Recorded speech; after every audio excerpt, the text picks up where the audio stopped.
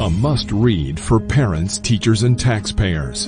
Dr. David Perrodin has written the most honest book about the $3 billion school safety industrial complex. Attorney James Sibley proclaims, a brave demonstration of speaking truth to power. School of Errors rips the lid off the billion-dollar school safety industry. Using real-world examples of successful responses in desperate situations, David contrasts the expensive window dressings pitched to panic parents with the inexpensive and effective approaches proven to actually work. Read this book before you let your school waste another precious dollar on meaningless safety theater. Buy the international bestseller School of Errors, Rethinking School Safety in America, now at Barnes & Noble or Amazon.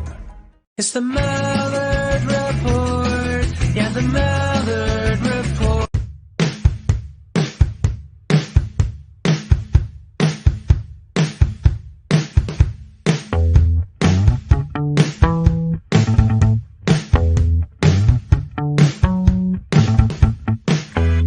It's the Mallard Report. Yeah, the Mallard Report.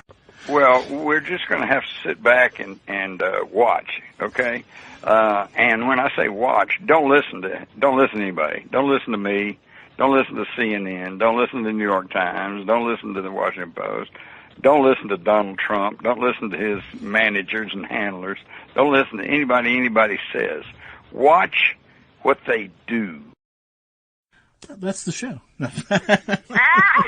And again, let me give you accolades and props, listeners. I know I produced a TV thing, radio thing before, and these radio shows, podcasts, all of the guys, I know a lot of listeners are doing your own shows too. Like, I got to give you guys mad props because I don't think people who have never done it understand either how much work and money it takes. And to have a successful show like yours, you get mad props because it is so much damn work, even just getting the guests. It's ridiculous. Well, thank you for the kind word. It is ridiculous. It is ridiculous. And then the truth. And then you try.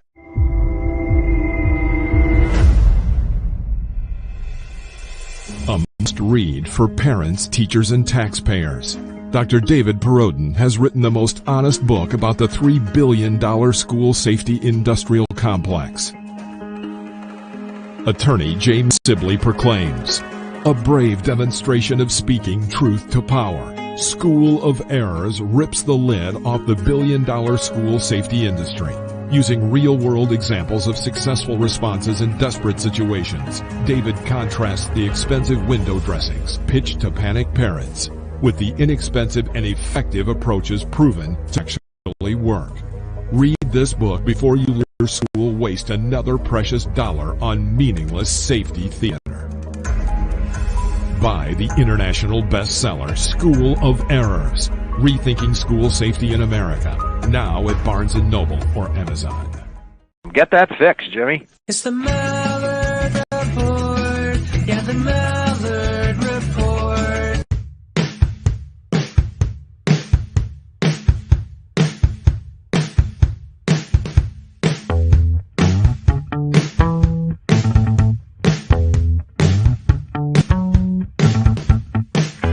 It's the Mallard Report. Yeah, the Mallard Report. And I try to tell people that, you know, believe about 5 or 10% of what you read or see on the internet. And most people don't get that. But I'm telling you that the vast majority of the videos out there are designed to do one thing, and that's just to get hits. The more hits they get, the more money that guy makes who put it up. The microphone is a great BS detector. It can really tell if you're not telling the truth. So the last question is just for me. I guess I'll preference it by saying this. I see you on Fox and CNN and MSNBC and all the morning shows. What keeps you coming back to the Mallard Report? Well, first of all, you ask, which I appreciate. And you know, I have a belief that you should never turn down the opportunity to speak, to be interviewed, and we always have a lively interview. I know your questions are always fair and balanced, to steal a slogan, and I know that our exchange will always be lively, and therefore I'm always happy to appear on your report. It's the Mallard Report. Yeah, the Well, hey, everybody at my chat room says hello. They want you back. Of course, you're welcome back anytime. Hi, Chatwood. They've enjoyed it fairly, which is good. And I think Good. so. If you had some good questions coming in, so obviously you've got a bright and thoughtful audience. they're better than me at this. I guess I get to be the voice of reason sometimes for them. So that's all. I bring smart. Surround yourself with smart people, and you do better. That's right. I don't think that's a George Bushism there, but nevertheless. No, but I think his was you can't fly like an eagle when you run with the turkeys. Everybody who listens to Jim's program, The Mallard Report.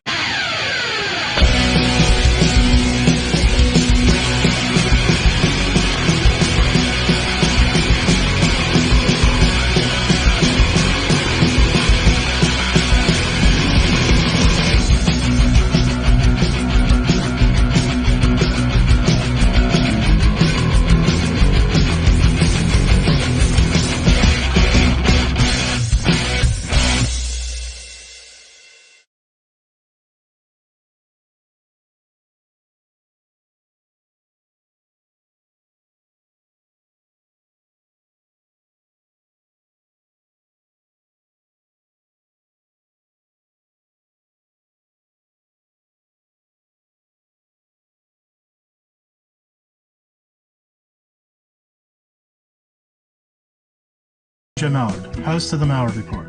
On the Mallard Report, along with my guest, we will have a conversation where we will share thoughts and opinions.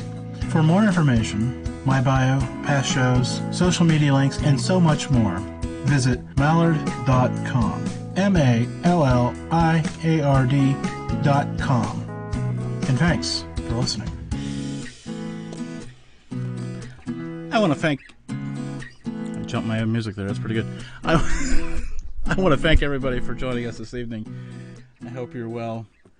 Before I begin, School of Errors, schooloferrors.com. David Perodin's new book. It's about school safety and all this other fun stuff. We might even dabble into some of those topics here tonight with my guest, but David will be coming on, and we'll be giving away at least one copy of his book in August, so I'm looking forward to that. Having seen the book, I'm excited to drill down on it.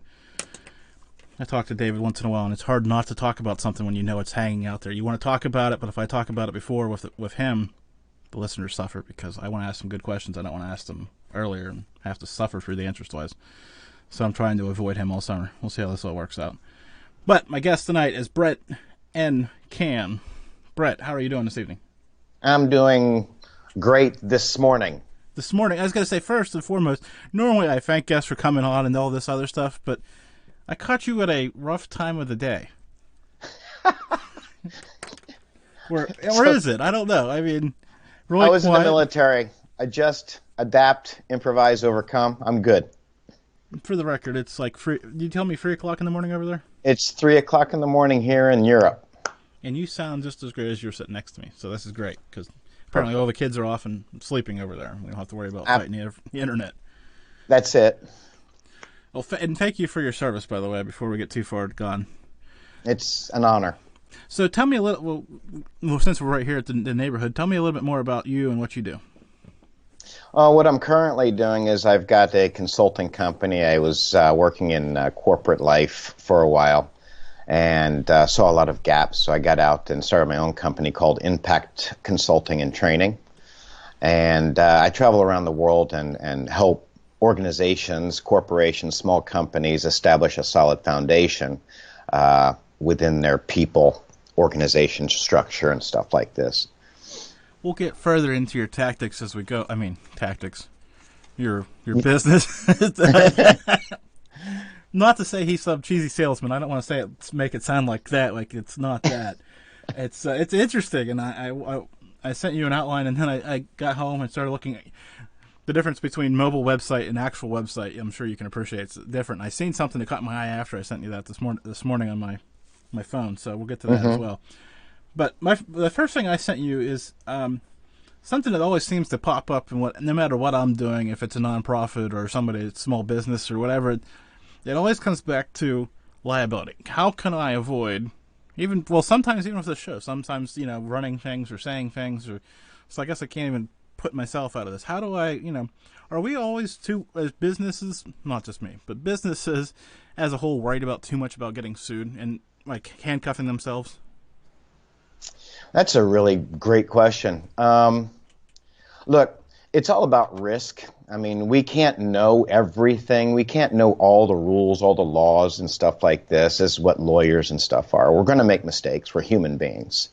So we've got to be open for making those mistakes. We've got to understand that those mistakes, if we're always paying for lawyers to decide, help us make decisions on everything, we're never going to make any money doing that. So put yourself out there. We have a saying, either go big or go home. You can't be afraid of every little thing. I mean, risk, getting into business, you're going to take a risk. Yeah, and I guess the bottom line is a skeptical risk minus, going out there and just open a can on everybody and hope that somebody doesn't hear you. Well, that's what I do. I open a can on everybody all the time. This is how I learn. This is how you grow. This is how we can teach and help other people. Hey, don't do that. So, speaking of, I'm doing good. It's like I almost prepared or something. Speaking of opening a can, how do we? I mean, we have all had that one coworker. I'm sure you've had them. I'm sure you've had people in the military that you wished would just go away. But how do we make that relationship more user friendly? I'm not saying we all have to go for a beer afterwards, but I mean, there are people you just have to work with or work around. Well, coming from the military side of things and then getting into the civilian corporate side of things, there are differences. So in the military, there's standards and there's policies that we stick to. We actually define and we hold up to that. So people are held accountable and people are responsible. In the corporate world, even though they have these policies on how to treat people and stuff like this through HR and people management side of things, they don't stand strong next to their policies that they put out there because they need to keep their people. So there's really no accountability in the corporate world for people who mess up. Okay? Right. So in the military, there's certain things that we can do, from, remedial education to blanket parties, that kind of thing. To attitude adjustments, basically. I mean, it happens. So the thing is, when you get into the corporate world, and this is bringing my military background and the discipline and the morals and ethics, bringing that into a corporate environment to where corporations are basically run through fear, it's quite a mountain to climb and try to change a mindset. But when you've got this mindset that responsibility, accountability, morals, ethics, principles, values, honors, integrity, and you bring that into a corporate environment, how do you deal with these people? Well, from the military perspective, it's immediate feedback. This actions, how you're acting and how you're doing things is unacceptable. But people don't do that in corporate life. They just let it go. They sweep it under the carpet and keep moving on. But that doesn't fix anything. As I say, is that the biggest difficulty with corporate life or corporate consulting? Well, it is, and then you've got the internal politics, the conflict politics. I mean, you can look at corporations as a mini America with the politics that's happening right now in America. Not just America, England. I mean, I'm living over here in Europe, so I'm in Hungary itself. I mean, so I've been to so many countries, and it's the same everywhere. But if you take this corporation that's making mega billions of dollars, especially in the IT sector, you've got big issues inside of it, and it starts at the top. So you got executive, you got board of directors that come from different parts of the world, different cultures, different culture upbringings, but there's no unified vision. There's none of that stuff like this. So there's constant conflict at the top, and that translates down into the executive director position, down to the management level, down into the employee level. So it's a big mess when you don't have a common vision, common goal, and common understanding what's happening. So, you're talking about how do you take care of that one asshole. Excuse, I don't know if I'm allowed to say that stuff. Yes, you are. Go ahead. Please, let okay. it up. If you want to take care of that one asshole, I mean, it's safety in numbers. You've got to gang up on them. Because if you don't let them know that these actions are unacceptable and the way you're treating people is unacceptable, it's just going to keep going. And back to the vision thing there for a minute.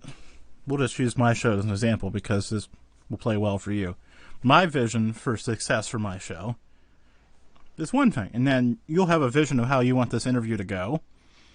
You'll have your own vision of success, what makes this interview successful tonight.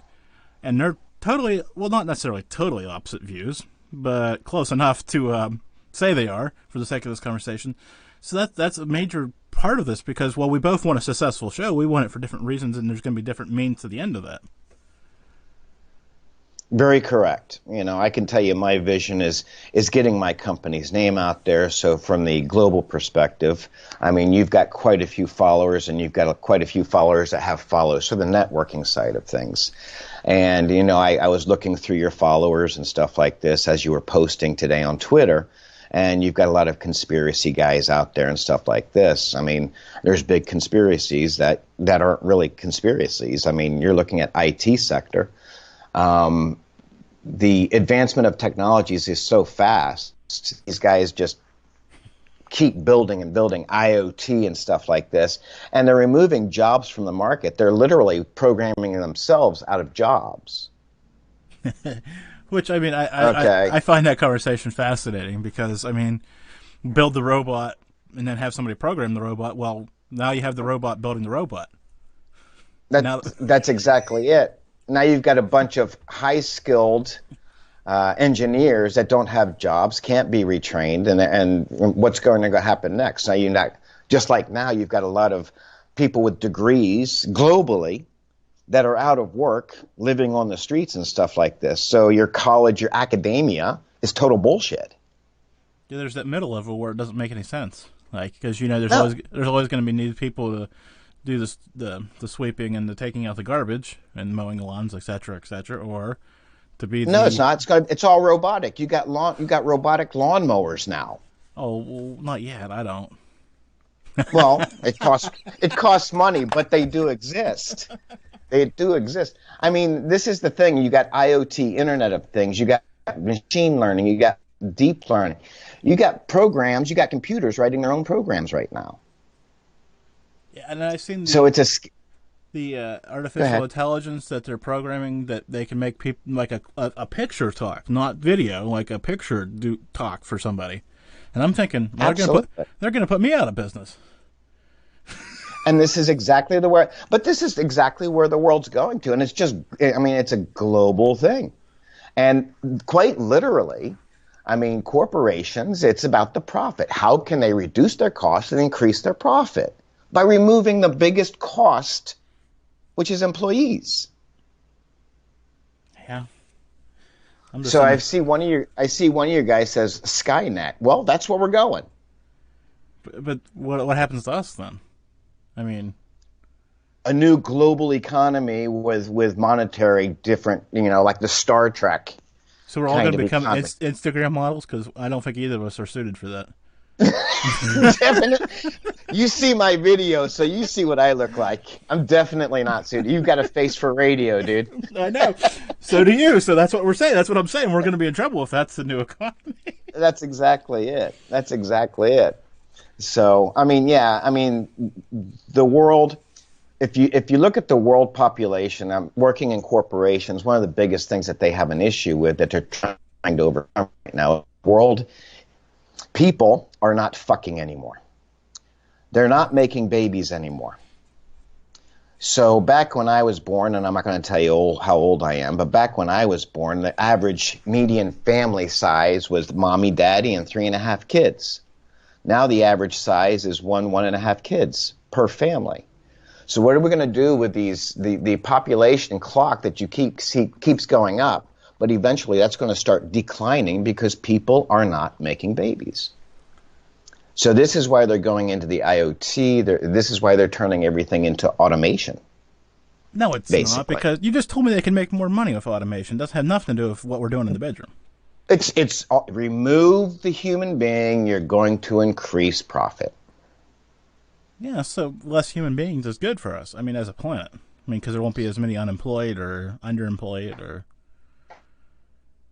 Oh, people are going to die from starvation, lack of money. I mean, this is the whole thing. The whole economy, the whole global future economy is going to have to change somehow or another. I mean, this is when you get into cryptocurrencies and stuff like this, but all that still costs money today.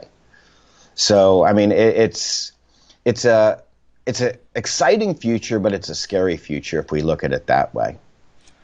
I mean, I'm going to throw this out there. I'm trying to figure out what is the future gig to be in. Like, is it art, music, the creative stuff? Because obviously, if you're, you just told me I can't be out there mowing lawns forever. Kinda. That's it. Something that all these menial. Yeah, something that somebody has to create. Not. Well, I guess I should just shut up now because I'm sure there's some computer painting behind me. I'm sure there is too. I mean, we're online. This is part of the IoT, Internet of Things. So everybody's collecting information on these broadcasts and stuff like this, and it's being uploaded into servers or into the cloud, and the computers are learning about what's being out there, what's being said. I mean, it's Google, just like Google search and stuff like this. So it's collecting information on everybody that's sitting here in the chat, everybody that's listening to us. The cloud. It's all being uploaded into the cloud. That's scary. That's one big cloud, by the way. No wonder I'm having so much rain here. Can't get any sunshine due to this big cloud. Removing people, but lowering the quality too. There's something for that about dumbing down of people. Well, that again, dumbing down these people. I mean, we're talking about academia. Let's talk about high schools. Let's talk about primary schools. Let's talk about universities and colleges. Technology is advancing so fast, so rapidly that professors and teachers and stuff like this just cannot keep up. I actually wrote an article about this and uploaded it to my LinkedIn page. But it's advancing so fast that the professors are actually 20 years behind. They don't have current technologies in their heads. So what are corporations doing? I can tell you exactly what they're actually getting involved with universities, going in and actually from corporate trainers going into universities, not professors, but corporate employees are going into universities and teaching classes. And this is how they're recruiting these people to keep coming into their companies. That gets me back to my notes, I think, for now at least. How? Because I'm always worried about developing the next level of leadership, like the next generation. Because I'm sure you're familiar with the term millennial. Yes. For the record, I should have waited another 30 seconds or a few seconds before I said that because he was getting ready to take a drink of his coffee. I should have just waited and seen if I could have broke his computer. I got one of those fancy. I'm good. I got it waterproofed. But I mean, because obviously at some point they're going to be the biggest. I'm speaking from the Americans. They're going to be the population base that controls everything, as the boomers and everybody else, slowly fade into the ether. And I'm thinking they get this bad rap, but at some point it's not their fault. It's the generations before them who've put them in these positions. Let's talk about the millennials. It's a good thing that you brought up. This is the thing. Millennials are the same all over the world. It's not just an American thing. Because of the internet, the advancement of the internet and the flow of communications and information out there, it's a global thing. Okay, so you have the millennials globally that have so much information thrown at them and are in these universities. They're the highest educated people in history. The young people, but they have all this information that they find on the internet all over the world, and it's very divisive, and they don't know how to process this information from all sides. So what they do is they literally just stick to something that they know, they can grasp onto. The millennials have never had a possibility of failure. They've never known struggle. They've never known any of this stuff. So we've got these people out there that think they know everything, but it's only one-sided, and it's a global issue. It's not just an American issue. We need to take America off the table here and look at the bigger picture. And then when these people, these millennials, get hired in or brought into corporate environments, such as Google, for example, Amazon. So these people get brought into these places, and they get into the real world, and they're lost. They're quite literally lost. They have these big degrees, big diplomas. They get all this information off the internet, either one side or the other, whatever they believe in, and then they get into the real world, and they get thrown under the bus. I mean, it's a sad story. The thing is, the millennials are so highly educated, they're stupid. They have no common sense. So developing the future leader, I mean, first, we got to define, we have to have a common definition of what a leader is. Yeah, let's go there. After I asked it, I thought, well, cart before horse, but let's go there since we're here now. Okay, a common understanding, a common definition from the U.S. military. What is a leader? A leader is a person who has the ability to bring a group of people together to achieve a common goal. Okay, that sounds like an agreeable definition. It's a very simple definition, but when you go into universities, depending on who's teaching the class, depending on the professor's belief systems, okay, and how they're brought up, they overcomplicate this. They put their twist onto the definition of a leader. Right. And this is where these universities, they overcomplicate things. And then when I come in there and talk to corporations and stuff like this, and I'm like, define leader. What's your definition of a leader? You get 25 different definitions. And they don't agree with each other. And I guess my question at this point is, because peeling back the onion on my first question as we try to get to the actual question that I asked, are leaders made or are they born? Or is it some combination of both? It's a combination of both. Leaders are not born. I mean, if you want to talk about being born into a hard environment and having to survive that environment, if you look at historical aspects of things like the Spartans, for example, they had the ritual at a certain age. They would release boys out into the wild, and they would have to survive and make it back. So struggle breeds greatness, basically. It's your socioculture environment. It's your upbringing. It's your surroundings. Were you given everything, or did you have to fight for everything growing up? And it's the same thing in the animal kingdom. If you have to fight to survive, you're going to survive. You're going to either survive or die. But how do we differentiate between leader and being tough? A leader is motivational, inspirational, remembers where they came from, man or woman. It's irrelevant, again, from the military perspective. If you meet the standards, if you meet the qualities, a leader is a lifestyle. It's not a job title.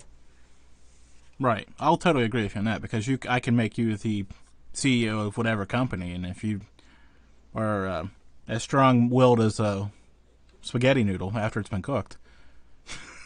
That's it.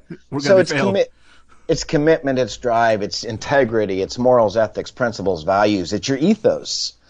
What do you believe in? I mean, what do you believe in you? And one of the big things that are missing in the world is, I mean, again, it's not taught in the education. And the thing is, everything's been given to these young people. So who are you really? So now I'm sure this comes up in your consulting, trying to, I don't want to say force somebody into that position, but you can probably develop somebody better. No, what I do is when I get in my consulting side of things is I literally, the first step is I sit down with the executives. Okay, I don't start below the executives because everything starts at the top. Right. So I sit down at the executive level and I say, okay, tell me what your vision is. That's where it's got to start. If they can't get their shit together, then nothing's going to happen. Nothing's going to change. I can find, develop, point out, define leadership and leaders within any organization. And even though I do this, I define and build these leaders, build this pipeline of leaders, and then put them back into a toxic environment. What's going to happen? Well, it's either not going to do it or they're going to go somewhere else. It's going to go right back to the way it was. It's going to go right back. And this is one of the issues that's facing global issues, corporate America and stuff like this. Unfortunately, I got to say this, it's even happening in the military these days. So standards are dropping just to put asses in seats. So speaking of putting asses in seats, is there something that we parents should be doing to help our children develop? I'm not saying sending them all to military academy at the age of 6. Obviously, that's probably not the best idea I've ever heard. But is there something we should be doing, trying to help them understand themselves and understand their role as potentially a leader or as part of a group? Because yes. you hear sports is such a great thing and all these other things, but go ahead. Yes. Let them fail. Set them up in a safe environment to let them fail. Let them to build resilience to get back up. Put them in a safe environment. Your job as a parent, I've got a daughter here. I've got a 24-year-old son in America. So put an environment together to where they fail, and they feel that failure, and then help them build resilience by getting back up again. This is the thing. We protect our kids from failure, and this is doing no benefit to our children's future. None. Discipline, accountability. If they mess up, they got to be held accountable. Don't sit there and say, oh, it's going to be okay, we'll do it better next time. What is failure? Failure is, God bless you. Thank you. Oh, wow. If you look at the word fail, F-A-I-L, it's first attempt in learning. But there's got to be accountability there as well. So you've got to set the environment up and let them fail in a safe way. They have to experience failure continually, not just once or twice, continually. This builds resilience. This builds character. Struggle breeds greatness. If you take some, go ahead. I was gonna say I'm listening. I'm on this. This is good because I like this I like where you're headed. Mm-hmm. So if you always succeed or have the misbelief that you're always succeeding, and then when you get into your adult life and you fail, suicide rates go up. Yeah, because you don't know how to overcome and handle it. You don't have the resilience. Absolutely. So people start killing themselves. It's that maybe that's to the extreme. Well, but of course, but you get the point. Absolutely. So young people today don't know what true failure is. Young people today don't know what true struggle is, because we as parents and schools are so busy protecting instead of letting them learn. And it comes back to that. We're going to draw the big circle for those people. We were talking about liability to start the show. Here it comes rearing its ugly head again, because schools don't want sued or don't want parents knocking at their door. Why did little Johnny get a D? We gave him a C and passed him just because. Well, yeah, when I was going to school, I don't know how you are, but when I was going to school, again, it wasn't the teacher's fault that I failed. It was my fault. And believe you me, I was held accountable. Yeah, I was. By my... There was that borderline, what can I do to get that right up there to that 70? Because I need them to take that home, and I can't be taking this 67 home. No. This is it. Now everything is, parents are so protective of their kids, the kids can do no wrong, which is utter bullshit. Kids are so undisciplined today, so disrespectful today, and that all starts at home. Yeah, that's what I'm saying. That's why every time I see somebody banging on millennials, they're being taught that. It's not their fault. They didn't wake up and say, I'm going to be a disrespectful punk. They're pushing the issues like we did. I'm okay. I'll say I did, and you can laugh and smile over there. and it. we found out where the line was. I mean, there was a Right. line. There isn't a line in the sand. There was a line where you could, tell somebody to fuck off, and well, guess what? If you told the wrong person, you got knocked upside the head. That was a daily occurrence for me. You don't say that. Whack. No.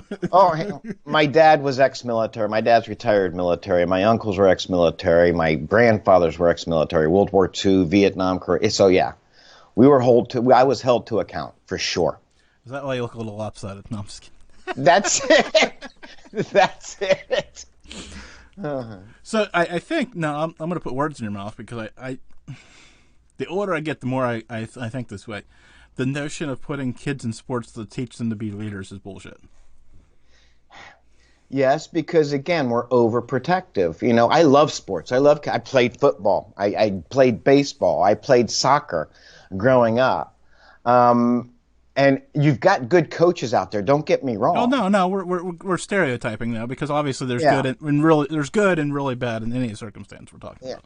But this is something else. As I coach humans on how to succeed in life and stuff like this, and it's the same principle in sports. So you've got good coaches out there, but a majority of them are the pussies again.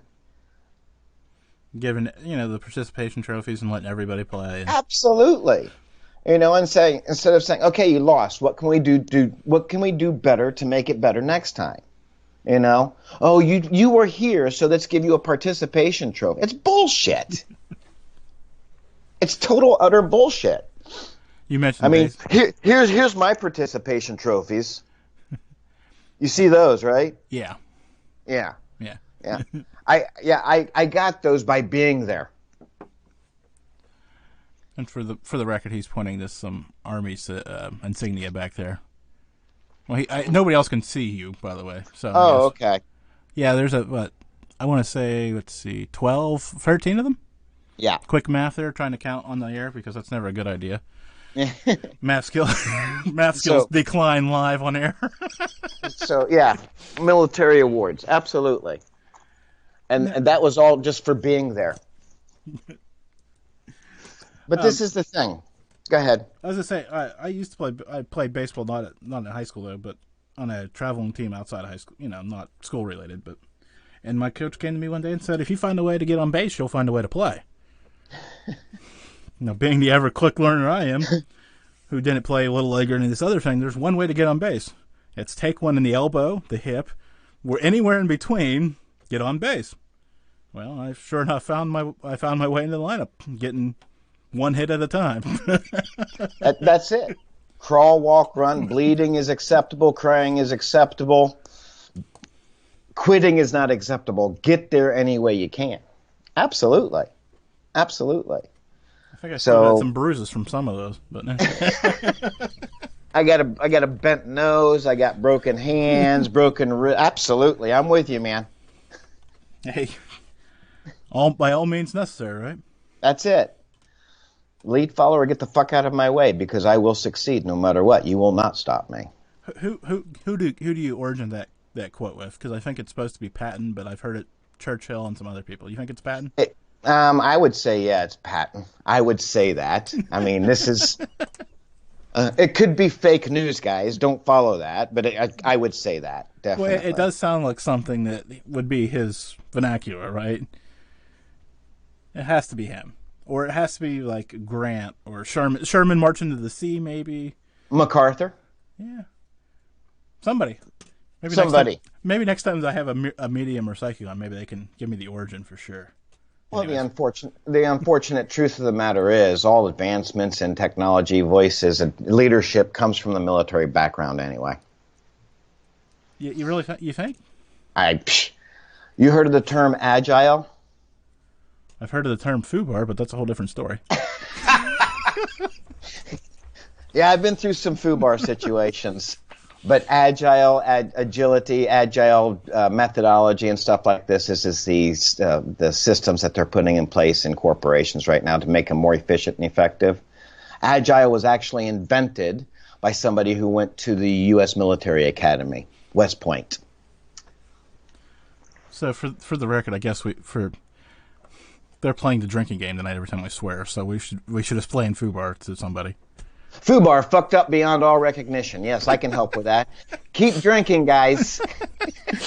Pretty soon they'll be on the floor, but okay. I don't care, just as long as they share the fuck out of this. This would be cool. They will. They'll work hard for us. And Okay. But I think we're on to something. Okay, so let's go back into your consultant world. Put the clean hat on, and we'll keep it clean. I'm not really clean, Okay. but you know what I'm saying. Is it more about teaching people how to operate in the business end of like the 9 to 5, or is it because you mentioned earlier leadership is a lifestyle, Right. so is it more the 9 to 5, or is it just a overview of how people should be functioning when you're consulting? That's a really good question. I would say, in corporations, they give titles, team leaders and stuff like this, and I think it's overused. The term is overused. You can put team managers and stuff. Oh God.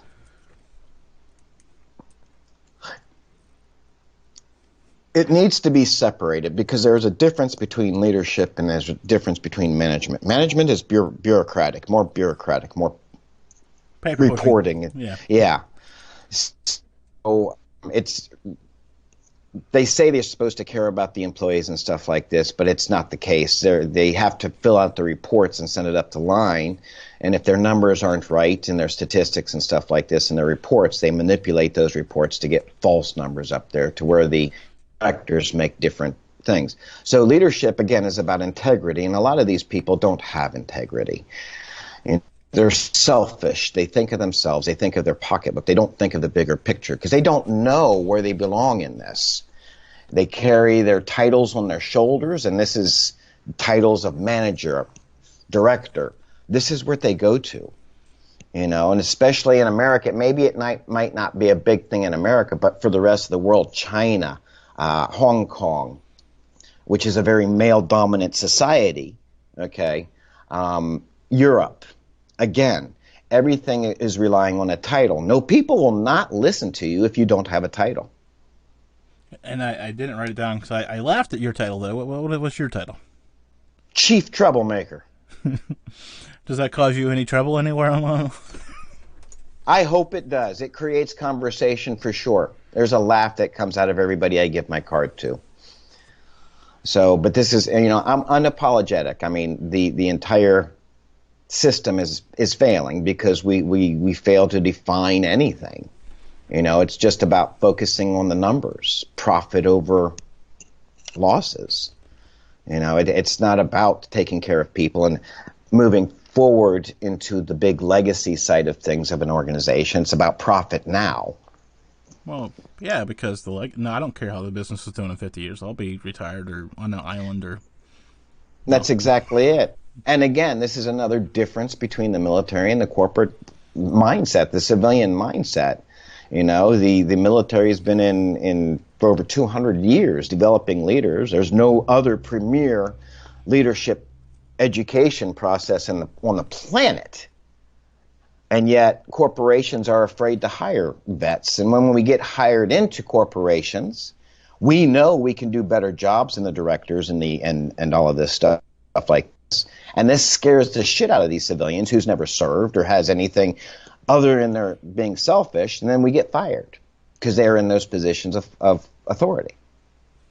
Well, yeah, it's always scary to have somebody looking over your shoulder who could do your job better. Yeah, especially a subordinate. Yeah. So. Okay, I've got to get into this, and I look at the clock, and I better get into it now before we get sidetracked again. This is what caught my eye earlier on your website. What is your website? Let's start there. Oh, I got to give you the address, right? Yeah, is that what give you're me the asking? address. Yeah, so people can go check out your. So people can go check out your site before we get into what's on your website. Let's give that out first. I'm going to try to copy it into the chat if that's okay. Yeah, that's fine. All right. Because there's we could sit here and talk about it all day long, but if we don't mention it, there we go. Impact-team.eu. There we go. For the audio listeners out there, and make sure that gets in the show notes as well. Okay, so I noticed now. This is me being You know, 'cause leadership's always the thing that gets me going. Like, I want to talk about it. I want to, you know, put seeds in people's minds of how we grow and how we develop. Obviously, we had a conversation, and you sparked me as different, which has proven so far, so right. And then I was on your website. I'm happy about that. And I was on your website this afternoon, and I noticed this course that you offer, which is so much different than anything else I've seen anywhere. That's why I have to ask about now, which is wilderness survival. A 2-day outdoor wilderness survival course, which reminds me of, you know, something I did at Boy Scout camp during the summer, or, you know. But I can't see your corporate types going for this, but am I wrong? Oh, you're very wrong. We actually, me and my partner, if you actually went through it, so you saw about us. My partner, Chris England, he's also ex-military. We actually took quite a few groups, but we took a group of executives from Telenor out for this. And it was quite an eye-opener for them. Priorities of survival, priorities of work, kind of. This is how we compare it in the executive at the corporate level. What are the priorities? We got to define what's survival. What is survival? What's the priorities of work in a survival situation? Because obviously we were talking about failure earlier with young people. Right. There's nothing more. Because obviously you're not going to let these people die or starve to death. Sure we are if we don't like them. Well, okay, well, for the sake of the sales pitch in this moment, they're not going to let you. Yeah, okay. I got to work on my marketing skills, don't I? But I mean, seriously though, I mean, what's your priority? Is it getting somewhere to sleep? Is it building a fire? Is it trying to get water? Is it? No, we take them out into the middle of the woods. We walk them through everything. I'm saying that's your mindset. Well, that's my mindset, which is as I'm standing there ready to go out in the woods, which do we need to be doing first? And some of these kids, well, does my phone work out there? Exactly. If you're asking for the answer, I'll give you the answer, is to remove yourself from the external environment. Build yourself a shelter. That's number one. You can only live. I'm 100%. Hold on, let me look it up in the military survival guide. Could somebody Google that for me? I'm just No, Google it, please do. So yeah, number one is remove yourself from the environment, because you can only live a maximum of 6 hours out in the extreme environment. So if you're in the winter, you've got to remove yourself from the environment. You've got to build yourself a shelter first. After you build a shelter, then you've got to think about, you know, what's the next important thing after a shelter. I'm going to say fire, because especially if it's cold. Now, if you're at the tropics, fire is not necessarily as important as it is. I'm in Western Pennsylvania. You got to keep warm at night. Oh, you're in Western. My grandparents are from Pennsylvania, around the Levittown area, Houstontown. Other side of the state, but it's close enough. Okay, closer than we are. Okay, okay. So yeah, remove yourself from the environment. If you know how to build a correct shelter, an immediate shelter is what I'm talking about, your body heat will actually warm you up. You will not need an immediate fire. See, I'm struggling over here. So what's step 2 then? Step 2 is to look for the resources around you, what you got for resources around you. Okay. This is, again, after you build a correct shelter, not one of those things you see on fucking TV on survival side of things. It's You mean stupid. not a few pine branches just thrown over top of another pile? Yeah, it's ridiculous. It really is ridiculous when I see this. But you got to look. You know, your next thing is water. Okay, you can live longer without food than you can water.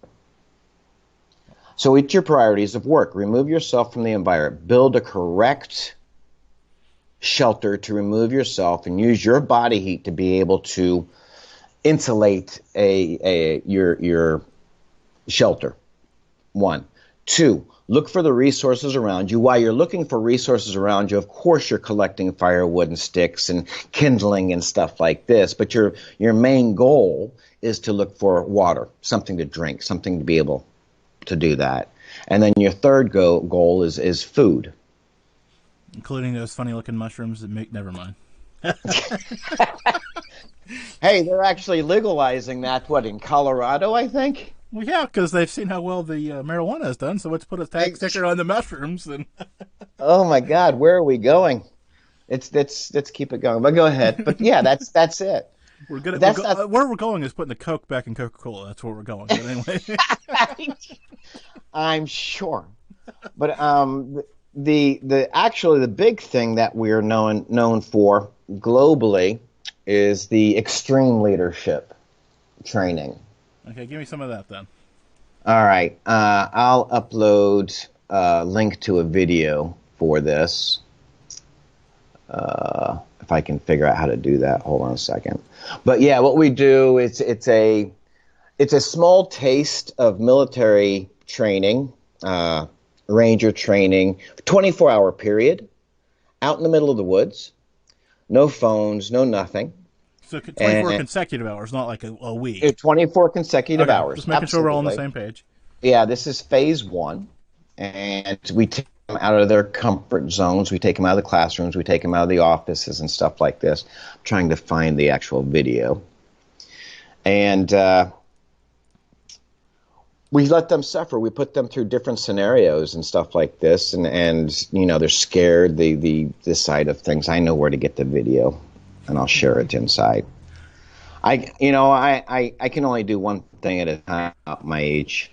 That's okay. So It's hard for me to multitask. So I'll fill some space for you here. It is interesting to think about the different dynamics that he is presenting and how he goes about teaching these things, because we could sit in a classroom. I mean, we could do a class here, so to speak, and it'll just kind of be another class. It'll be a non-H or like an HR seminary. Don't sexual harass. Show up for work on time. Da, da, da, da, da, da, da. Doesn't really ever teach you anything. It's just kind of noise, and then at the end of the day, you go home and punch out, ting ting. So you have to get people awake. Bad pun for this time of day for him, I'm sure. I'm good, Jim. But I'm good. But you know what I'm saying, though, because if you do the same thing, whiteboard, big leadership circle, I can see the little diagram, hold up a cool card. You can do it. Well, I mean, good for your business. No success rate, though. Well, that's exactly it. So so I put the link to the Facebook page that has the video on it, basically. So it's a 3-minute video of the Extreme Leadership course, and this is phase one. There's 3 phases to this course. So, and this has been done all over the world, globally. China, we actually did a training in Shenzhen and through a tropical storm. Planned or just bad timing? Bad timing. We did it in Switzerland up in the Alps, and there was an ice storm that hit in the middle of it. So, These people are getting their money's worth then, huh? Well, yeah, and these are all corporate types. These are all 100% corporate types. And when the shit hits the fan, you actually see who runs away and who actually sticks to it. I can imagine. I mean, who do you want leading your company? Somebody that runs away when shit hits the fan, or somebody that sticks through it and helps you through it? Yeah, you want somebody that's at least going to try. I mean, absolutely. I mean, it's all psychology, And you got my partner, Chris. I mean, he's the good cop. I mean, it's all set up. It literally is all set up. So Chris is the good cop, and I'm the bad cop. Who can deal with the stress? Who can deal with the pressures? I never would have guessed you were the bad cop, by the way. Oh, never. Yeah. I enjoy that role. When Chris asked me to be a good cop, I'm like, oh, do I have to? I don't want to. Okay, so this is another one that gets me sometimes, because I see people talking about this. Was this on my notes? I don't remember. The dynamic between being a good leader and being a good team player, because they're supposedly so much different. How you're supposed to meld in and be, you know what I'm saying. I can see the look on your face. You know exactly where I'm headed, so I'm just going to shut up. Oh, no.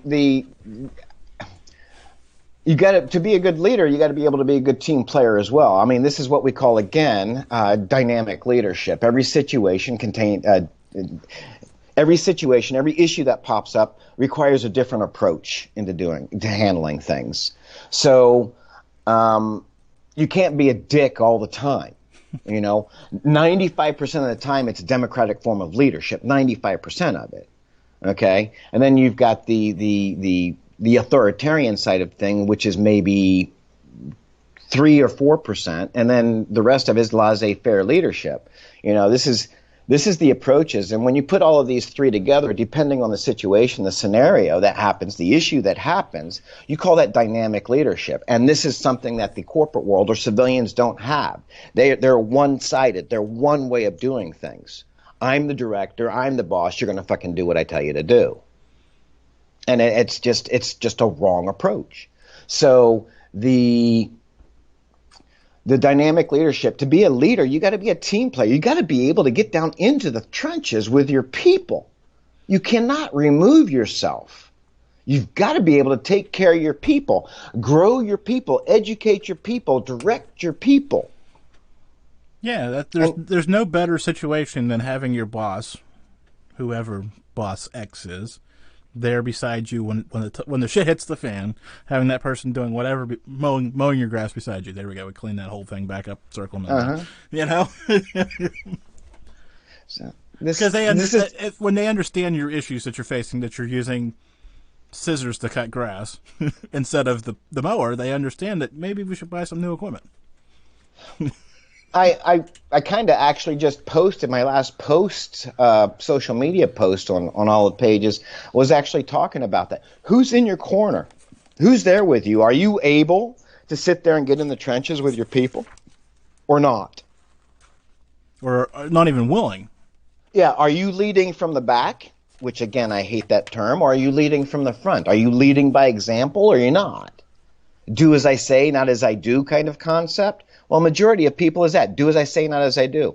Oh, I'm having a problem with my client. He's yelling at me or she's screaming at me and stuff like this. I'm going to go talk to my manager. The manager's going to say, well, deal with it. There's no assistance. There's no guidance. There's nothing. Yeah. And then when the employee loses the customer, guess who gets fired? The employee. And I look good. I look good because now. I mean, there is no true accountability. So a leader, a manager must be able to be willing to get dirty with the employees, with down in their teams. And if they haven't done it before, they need to learn how to fucking do it. Again. No, you're fine. There's nothing worse than having a boss that has no clue on the planet what you do. That's exactly. Is that a fair statement? I mean, that's a very fair statement. But again, okay, we're going into, because I saw a lot of the conspiracy. I saw a lot of Star Trek and Star Wars people, and I mean, it's really good because I'm a Trekkie. Yeah, that's these things run in themes. So it's good for you right now. Go ahead. So if you look back at Captain Kirk, I hope you guys are old enough to know who Captain Kirk is. So if you look back at Captain Kirk, what was Captain Kirk? What skill did he have? Look at it for real. He was there. He wasn't an expert in anything. He was on the bridge with them. I mean, he wasn't in his own. He was a leader. Suite. He was a leader. He surrounded himself with people that was smarter than he was. Could you imagine how much different that show would be if he was on the third level of the Enterprise and they were all down on the bridge in the basement trying to do all that stuff? But this is exactly the thing. The leader is most often not the smartest man in the person. Yeah, I know. It's okay. I got to. Yeah. He's working on his marketing game, guys. It's okay. We're here to help him on that. So it's often not the smartest person in the group. They surround themselves with smart people that they trust, that are real, authentic, with morals, ethics, and integrity. I had a CEO once tell me, Brent, I don't know who I can trust. Well, and this is a middle-sized corporation, global corporation, over $1 billion corporation. Brent, I don't know who I can trust. And he's the fucking CEO of an organization. That's a problem. I mean, it's a serious problem. He should be writing me checks to sponsor. Never mind. I didn't mention any names. Those I people got to out be there, careful about that. the people out there who are lost and competent, they just need to write big checks to me, and I'll sponsor it. I'll make everything better. A little paid advertisement here will be great. I take 25% of whatever you get. Okay, sounds good. If we could find somebody, oh, never mind. We'll both be on an island somewhere if we could find somebody really good at this. So that's exactly. I know we're coming down to the end of this hour. I'm more than happy to keep talking or have a part two, whatever you want to do. But this is the thing. I had an executive vice president who was in charge of global talent acquisition tell me that he didn't care about attrition numbers. He was only caring about recruitment numbers.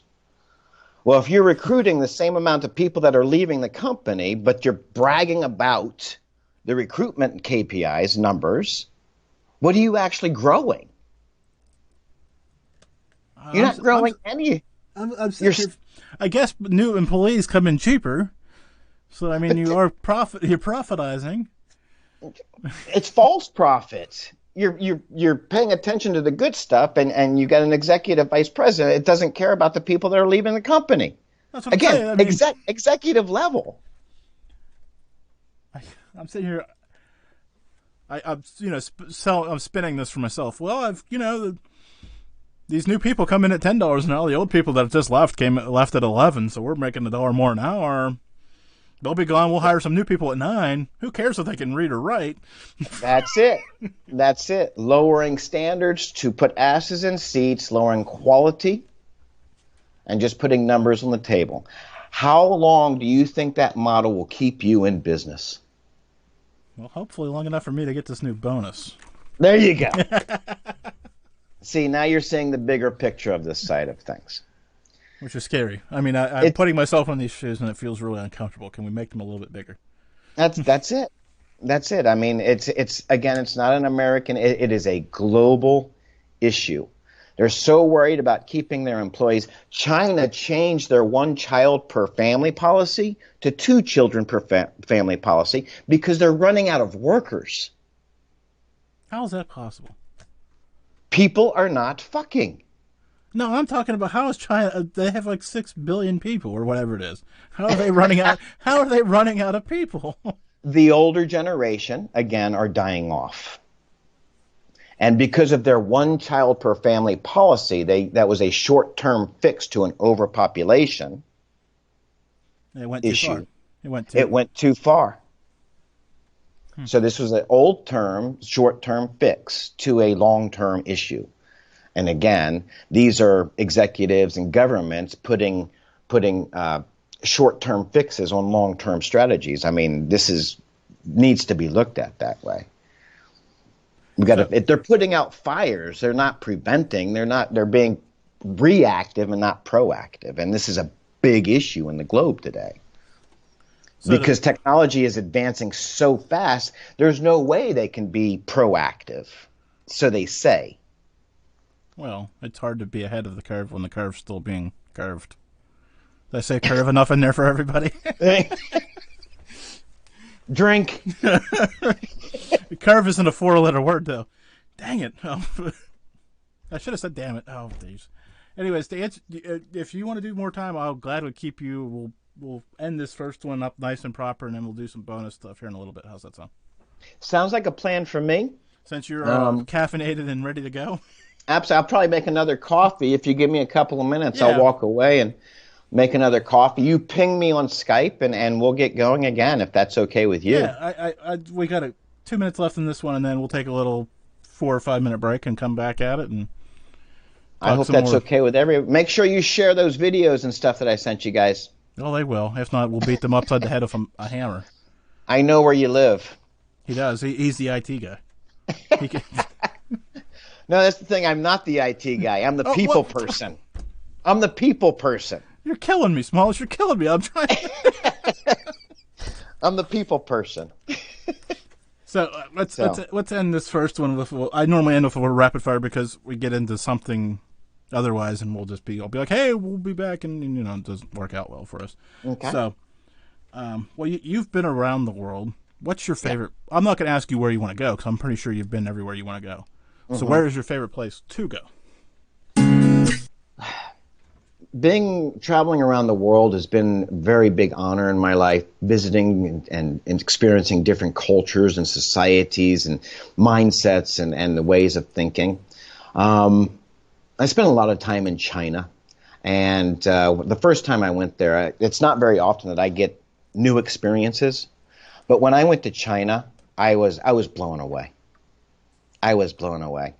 So all this stuff you hear on the news about China and communism and stuff doesn't exist. Of course it does. Okay. But the people, they don't care about that. No. They don't care about that. And I loved being in China. I hate Hong Kong. But I love being in China. And I would love to go back there again. It's a very, very exciting change, thrilling, adrenaline raising, because they don't speak English. And even if you Google Translate doesn't even work over there. So, I mean, you got to find a way to communicate. And it's the same thing for me when I was in the Middle East and Iraq and stuff like this. They didn't speak it. They didn't even understand our letters, our alphabet, and we had to communicate somehow, some way. So I was exactly right, Brent. I'm gonna wrap you up. We're playing the outro music now. Ping me on Skype when you're ready, and we'll do this again here in a couple minutes. Okay, guys, I will. Thanks, Jim. The views and opinions expressed on the Mallard Report are those of the host and participants. For past shows, social media links, and so much more, visit Mallard.com. MALLIARD.com. Thanks for listening